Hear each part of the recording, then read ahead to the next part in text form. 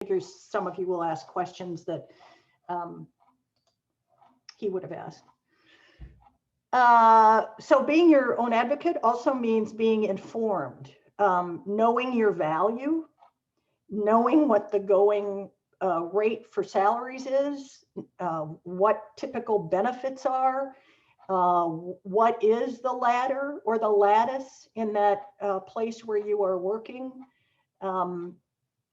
And honestly, that information, especially the salary and benefit information, is much easier to get now than it's ever been before. So use that to arm yourself with that information to be your own best advocate. Get licensed and don't put it off. Even if you're thinking you may not want to practice, get licensed, because something may change, you know, and later in life, it's like, oh man, I'd really like to do this, but I can't because I don't have my license and I can't call myself an architect. And it's just so much easier to do it earlier rather than later when life happens. And I mean, I put it off longer than I should have. And I finally did it when a client embarrassed me by saying, you know, I'd like to be able to introduce you as my architect. Oh, okay. And I was, let's see, I was pregnant, or I had one baby and I was pregnant. I don't know. Anyway, don't put it off. Get it done. Seek employers and colleagues with values that you value. But you can also learn a lot from others, even from some bad examples, right? You can learn, you can learn. So one of the firms I was with a long time, and I jumped ship when my next step up the ladder or the lattice was an ownership position that I'd pretty much been offered. And I knew there was no way I could be in business with one of the principals because our value, I didn't trust him. I knew he was a crook. I mean, I'm sorry, you know, I mean, I'd seen, well, anyway, I couldn't imagine myself being in a business, you know, so then it's like, okay, then it's time to move, right? It's time to do something else. I've gotten everything I can out of it. I got great things out of the position, but I mean, out of the firm and the experience I got and all that sort of stuff. But I reached a point where, no, I can't take this step, right? And from him, I learned both things that were good examples and obviously things that were not, you know, that I did not want to emulate in practice. Balance. So a few months ago, I gave a firm sort of continuing education session. They invited me to talk about balance. And I would say I've always been challenged by achieving balance in my life. But I think that's sort of typical, but your need for balance changes over the course of your life. And sometimes it's going to be out of whack. Other times you really need to seek it and make it happen. And that's okay, you know, especially if you have good people around you and good support. But also, like you being your own professional development advocate, in seeking balance, you also have to be your best advocate. Related to that, you know, do set boundaries for yourself, like emailing on vacation and on weekends and things like that, you know. You can say no to things like that. Be efficient. It's not about seat time, you know, that's not, it's not about the quantity of time you spend in front of this crazy screen. It's about the quality of that time. And I think most firms are realizing that, especially, I think they've realized it even more in our current situation, because it's sort of easier to see who is producing how much in what amount of time, right? Um, uh, sort of related to that, but on the other hand, life is not a meritocracy. I mean, we might wish that it was, that hard work will always be rewarded and everybody notices, but that's not always true. So sometimes you have to be your own um, cheerleader, right? You need to stand up for yourself and um, um, lead in things that matter to you and in things that matter to the people that matter to you, which gives you license to say no to some things. Which again, I also had.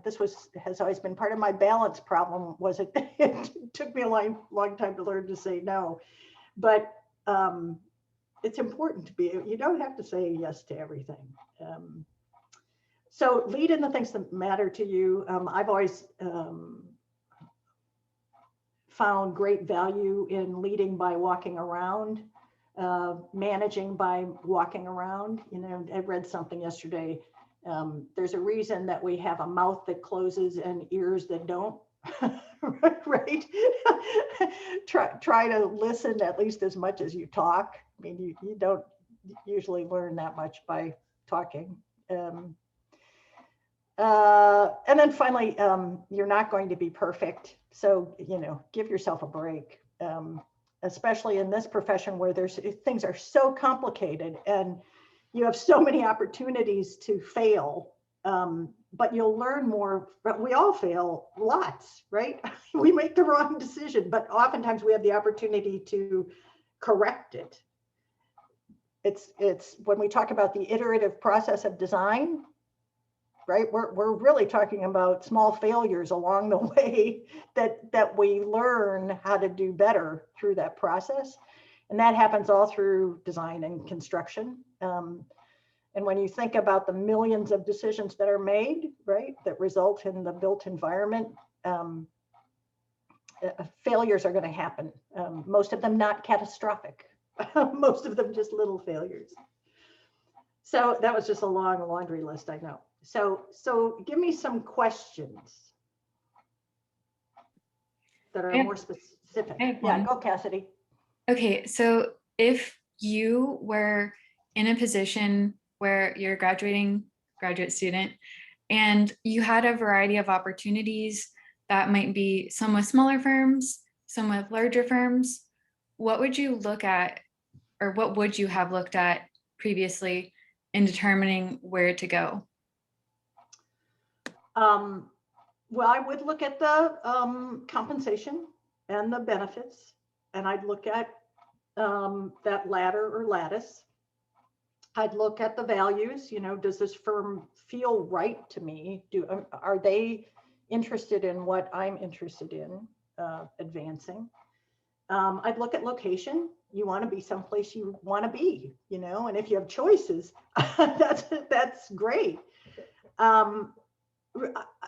Remember that you probably won't be there forever, right? So it's not. Sometimes I think we stress too much about that first job because it just seems so critical to launching us into the rest of our lives. But you're going to learn things no matter where you go. So again, don't beat yourself up too much about this decision. And then I would say the values, the office culture are really important. And then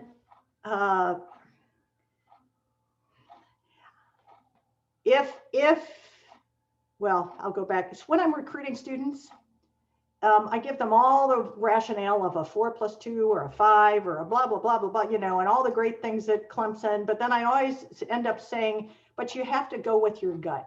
I mean, in the end, you could make a checklist of of this firm versus that firm versus this firm. But in the end, you just sort of have to go with your gut. And the small, medium, large, in some firms, there isn't really that much distinction anymore because medium and large firms, many of them have gotten really smart about how they organize projects and people to feel like a bunch of small firms in a large firm. So yeah, go with your gut. How's that? Thank you. Yeah. I have a question. Yes. Hey, Rachel.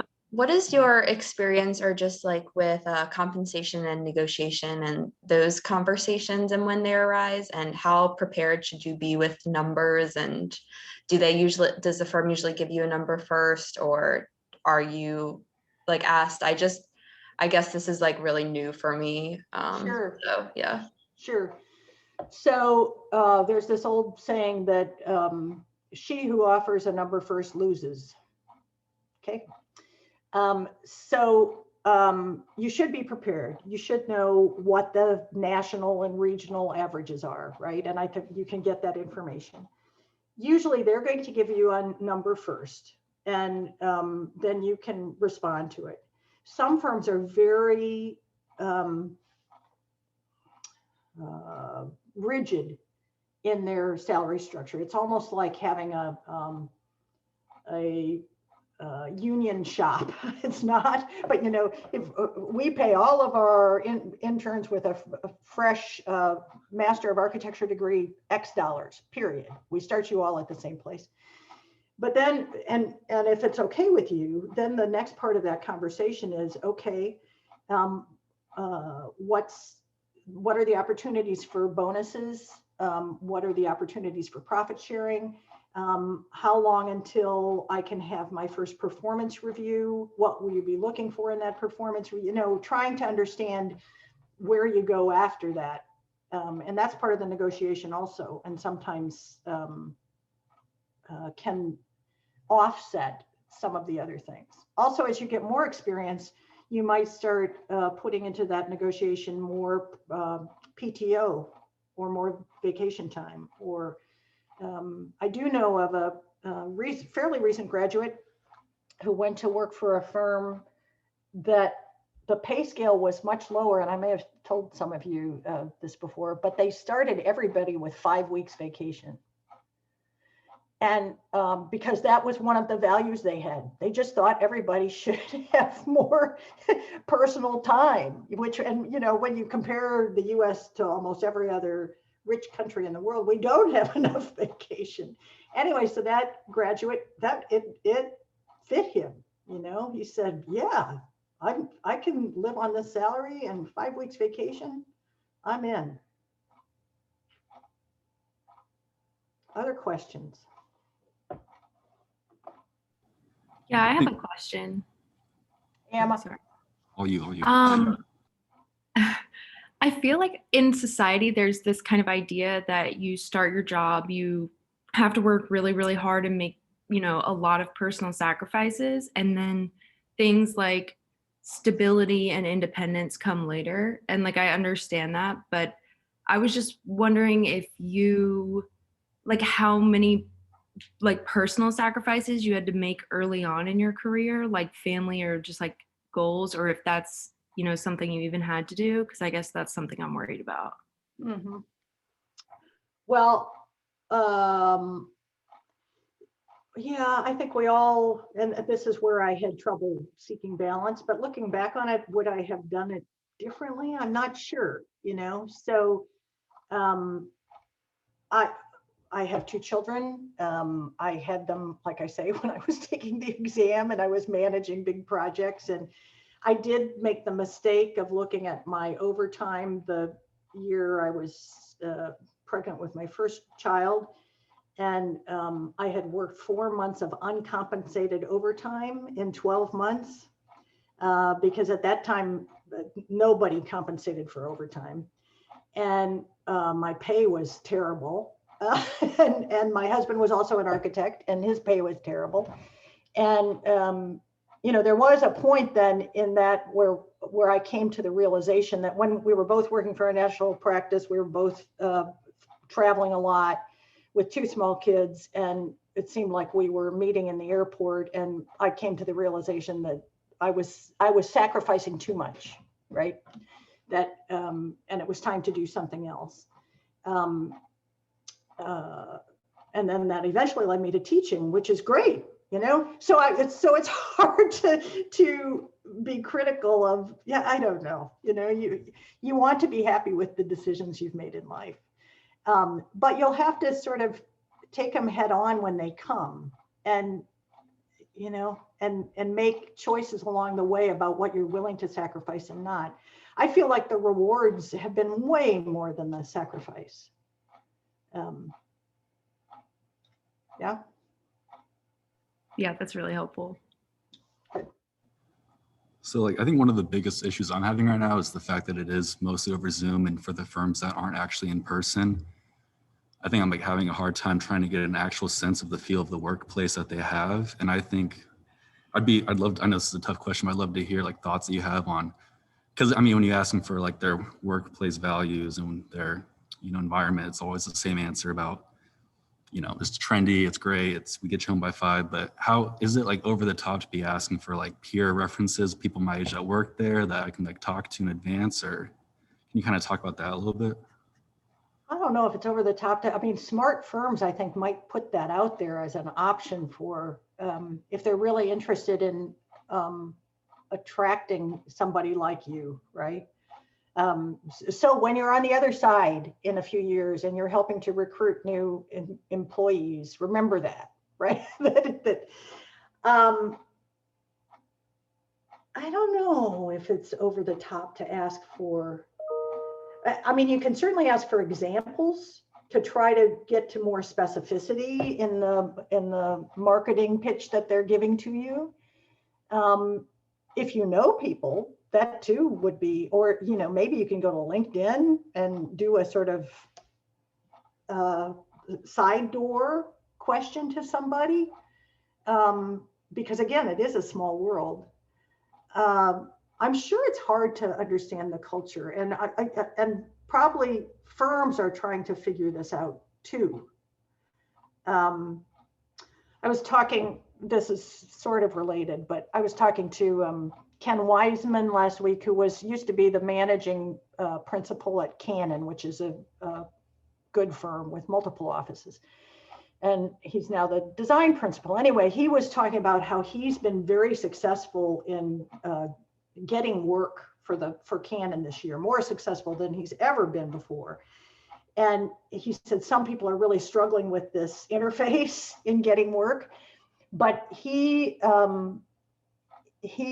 had some consultants come in and talk to him and other principals who are involved with getting work about how to use this interface. how do you interview with clients in that? So anyway, he thinks that really has contributed to his success. So I guess where I'm going back to is I think firms will get better at this, and and we too will get, because I think we're still going to continue to do some of this. It saves time, it saves money. It at least the first layer of interviews being virtual. So yeah, LinkedIn sort of side door. I don't know, Garrett. It's a tricky question. Yeah. No, that's right. Thank you. That helped. I've got a question. Yeah. So for someone who's lacking in experience in the field so far, how do you go about selling like the potential of yourself without experience? Because I'm really having a hard time even just getting like the first job. So Understand. So sometimes having a related experience can help. Have you ever worked construction? Not enough to put on a resume. Okay. Well, that's something to think about. I mean, something like that, or doing, I mean, I worked construction for 6 months when I was in college after I'd run out of money. I needed to make more money. But something like that, or are there volunteer activities that like Habitat for Humanity, or things that you can do that will gain you experience in a different way? Some people really get into, I mean, there've been many times for many generations when who have graduated when there just weren't jobs, right? just weren't jobs. So sometimes they get into like graphic design or branding, or I mean, you know, that route that starts to get them experience in that way. Other times it's been construction. Yeah, I Perfect. Thanks. understand the challenge. Yeah, thank you. Other questions? I have another one. All right, Cassidy. Have you ever had to deal with either feelings of imposter syndrome or feelings of regret with like a decision you made? And how have you dealt with that? Whether it was you were in academia and you were like, oh man, I wish I could go back to practice. I'm just wondering what your experience has been. Oh, sure. I mean, we always have those doubts. Yeah, and now I'm old enough, you know, I don't want to go back to practice, but there were quite a few years where I would say, you know, I really need to go back to practice. And my husband, who was still practicing, would look at me and say, why? You know, why do you want to go? Because especially there were like 10 years when I was just teaching, when my children were young, and I had the summers off. It was like and you know, you don't really have the summers off, but as an academic, but you do compared to practice, right? You do. So it was a privilege. So, you know, you make trade-offs in your life and compromises, and you try to pick the best path. But also, I do believe never say never. You know, you can go home again. I mean, I've seen many people go back and forth between these things. And I think, I mean, going back to that resilience, you know, your generation is going to have to be resilient. You already are resilient, but you're going to have to be even more resilient. So here's a sort of personal example. I mean, some of you know I have a daughter who's an architect, and she started her own, she worked for a well-known firm, but really felt like she wasn't getting the recognition that she wanted. And she was sort of stuck doing renderings and other things. And so she started her own practice and really focused on residential for the most part, and was quite successful. She had really done great in networking. She had set this up all ahead of time, especially with women business owners and other young entrepreneurial people.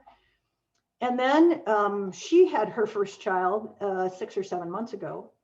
And she's now gone back to being an employee in a small firm with somebody she used to work for, because she feels like it fits her life better. You know, I think she was lonely being a sole practitioner. I mean, she won't admit it to me, but I think, I mean, and that's also, you have to sort of find your way, you know. I think she missed being with other people in a room. But she also knows that she can start a practice again, you know. I mean, she's done it once, she can do it again. She's going to keep that network. So yeah, you make choices, you reevaluate, and that's all good. Yeah. Thank you. I have another question, Kate. Yeah. So I know that like some of the local firms, their like time frames are like a lot quicker than some of the national firms that have like multiple offices.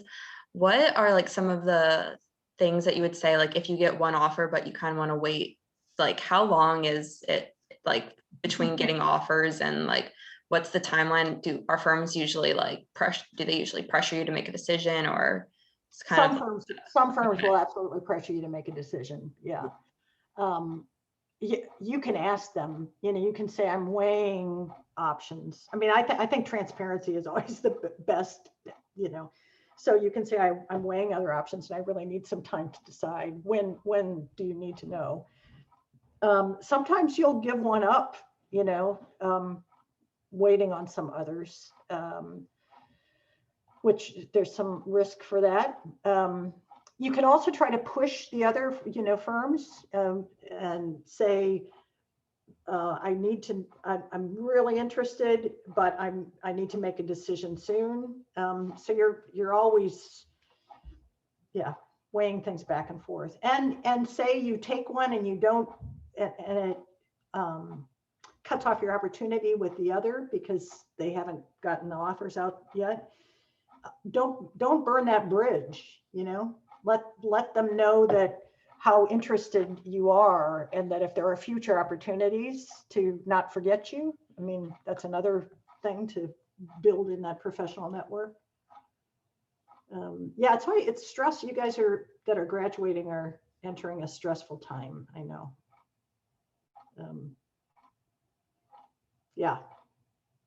But it's not the last time, right? It's not. Oh, there's a question in the chat from Robert. What do you think is the best way to decline a firm taking you in as an intern when you've already decided you'd like to intern elsewhere? Just say, thank you, no, I have another opportunity that I think is better for me at this time. I mean, again, maybe make a suggestion for somebody else that you do have a great alternative that you're not working out, but maybe Ian I have a great person that could do this job. Great, Ellen. Great. Yes, absolutely. Ian's like, yeah. Very good advice. I have another question. So we kind of talked about compensation and kind of the workplace culture. Do you have any other questions that kind of jump out to you that we should be asking in our interviews or? Well, I think those things about how are you evaluated? Not just you, but how does evaluation and promotion work in the firm, and are really important. And sometimes they seem sort of awkward, so we avoid them, but those are important to ask. You can ask, so how do you think the culture of your firm is different from some other firms? What do you take pride in about the culture of the firm? Which, again, trying to get them to some specificity about that.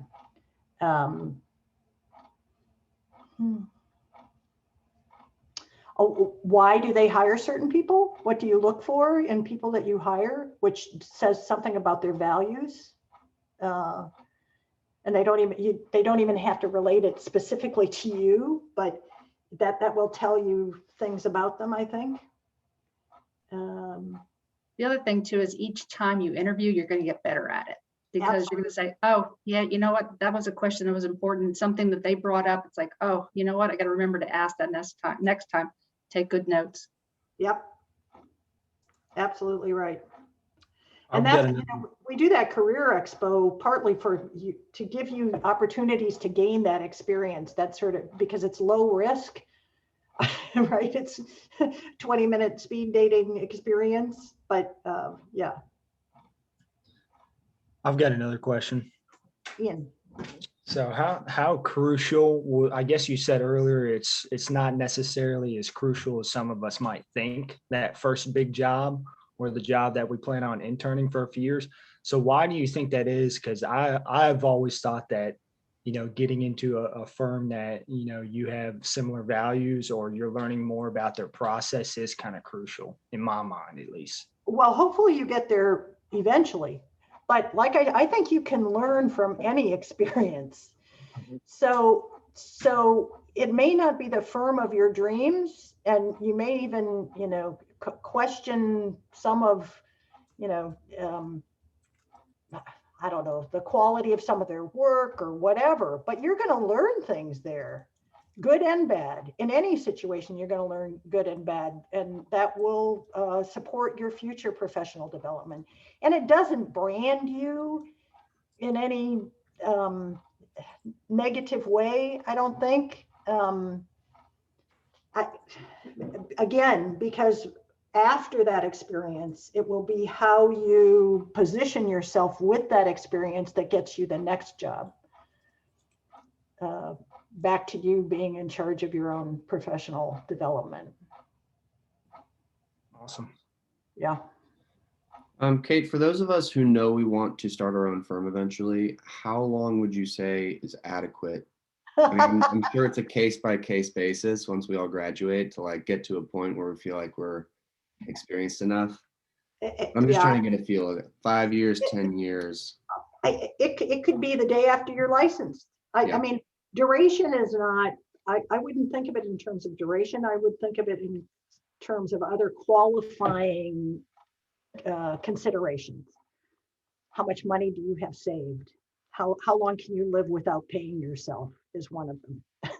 Do you have clients lined up and work lined up? And how long will that work take you? And are they, unlike taking your first job as an employee, the clients that you start with as a firm owner can sort of help you establish your brand for good and for bad. And sometimes starting a practice, you may get desperate to take on work that you don't really want. And that's more critical when you're the firm owner than when you're an employee, right? So yeah, you want to have 6 to 12 months of ability to not pay yourself. You want to have at least 6 to 12 months of work lined up. If you've left a practice and you're stealing some of those clients, you want to have friendly relations. Or a good lawyer. Or a lawyer, one or the other. And this is some of you may find that you're going to be asked to sign non-compete agreements. Yeah. Which are getting more popular, and they used to be really not very enforceable, but I know some people who have had to live with the consequences of signing those. But if it's the only way you're going to get the job, then sometimes you're going to sign them. So anyway, all those things, Zachary, need to be thought of more than the amount of time. Many architects have gotten start doing their mother-in-law's house, you know. Yeah, I'm currently designing a house for my parents. So there you go. like, man, how long before I can sign this off myself? Yeah. My daughter, who I used as an example, when she started her practice, she wasn't yet licensed. So how do you start a practice without being licensed? Well, she didn't sell it as an architectural practice, and she was only doing residential. She was only doing, things that are exempt under the Practice Act. But she knew she wanted to get licensed, and she sort of got embarrassed into it too. She got a couple projects that required an architect, and she had to hire architects so then it sort of gave her motivation to finish taking the exam. All right, so if you like complete a project, you just basically need to hire an architect to look over it and sign off on it, kind of. No. No, she had no. You don't. That's the architect. That feels illegal. Yeah, that's illegal. Yes, yeah. For the architect, not so much for you, the unlicensed practitioner. Although she had to bring them in at the interview stage, sort of as the architect in responsible control. But Kate, I'm following what Zachary's saying. I would, like, if I wanted to, I have a firm. So if I wanted to have a licensed architect in my firm that I can do the designs and I could have them be the one to sign off, that's okay to do. Oh, sure. Yeah, that's, Well, maybe that's, Well, except you can't not sign off. They need to be, I mean, since I'm on the State Board of Architectural Examiners, I have to say, I'm Okay. chair of the State Board of, yeah, the architect has to be in responsible control of any work they sign. okay, I guess maybe I'm making myself clear. As you're working in tandem with that person, Yes. they may be doing most of the work, but you are doing the kind of the design work to have them be able to sign off on it. Yes. Does that make sense? Yes, that makes sense. Yep. Thank you. Mhm. Cool, thank you. And there are, you can have a practice that isn't a licensed practice. It's a residential, you're a home designer. You don't have to be a licensed architect or a licensed anything to be a residential home designer. You can't call yourself an architect. And sometimes you get into trouble for that because somebody else calls you an architect, or you show up in the paper as the architect was, and somebody reports you to the state board. And even though you didn't say it, it's a problem. So get licensed.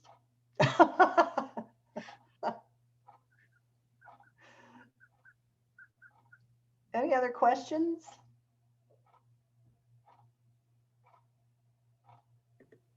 I have a question. Hey, Colin. Like early in practice, what are qualities that like we can work on that start to distinguish like kind of a managing project architect or project manager from someone who I guess is going to be working more in like I guess like drafting and in the drawings as opposed to like really kind of I guess working up the lattice, I guess. Mm-hmm. So Colin, explain. So with goals of becoming a project manager or project architect, or Yeah, just like notes? I guess I've had trouble like kind of getting answers on this question of like what are some of those like things that I can work on if I want to have like a future, you know, like more senior position. Sure. What's stuff that I can like be working on now, even though I don't have like my licensure and stuff like that? Like what are things that I need to be taking in or doing in order to make that happen, I guess? Sure. So curiosity, volunteering for things, asking lots of questions, getting to attend meetings, whether they be with, and saying that you're interested in attending some of these meetings.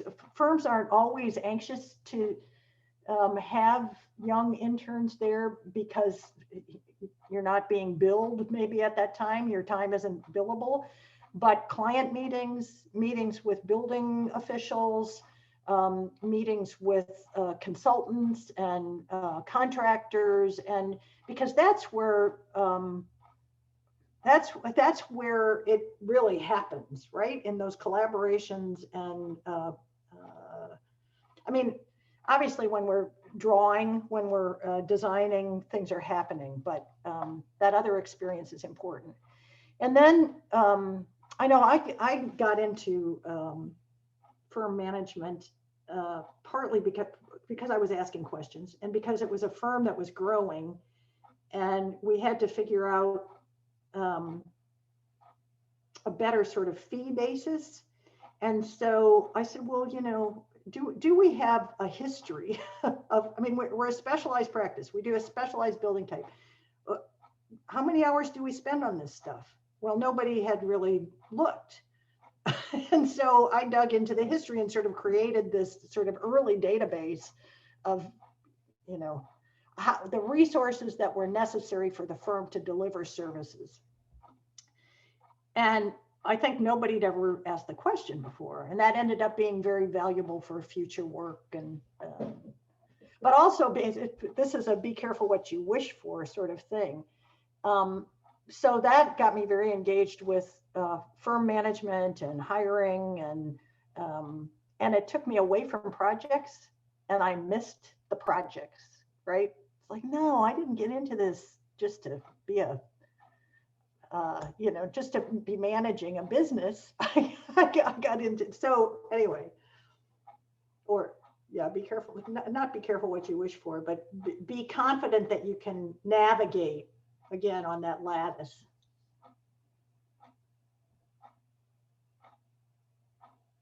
All looking forward to spring break?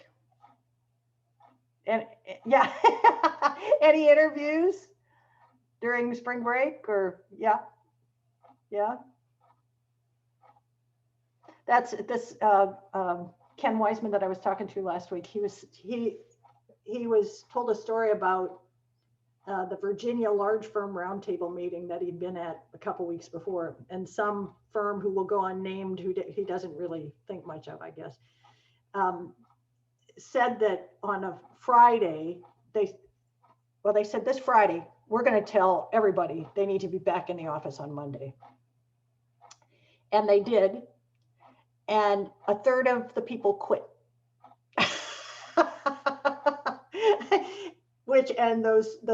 Those people were quickly picked up by other large firms in this group. And so at the next meeting, they were having this discussion, about anyway, so there's a firm culture that probably none of us would want to be involved with, right? That a firm that thinks so little of its employees that, first of all, I mean, Friday to Monday, really? People have life things they have to arrange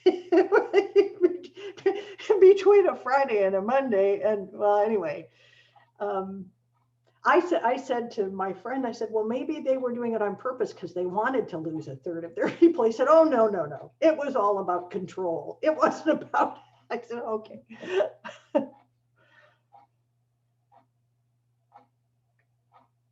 No other questions? Great to see you. It's been a pleasure. Have a good, for many of you, last half semester of this degree that you are currently seeking. Thank you so much for giving us your time today. I think that this has been really helpful for all of us. Great. Thank you, Cassidy. Thank you. Enjoy the rest of your afternoon. Thanks. Bye. Thank you, Kate.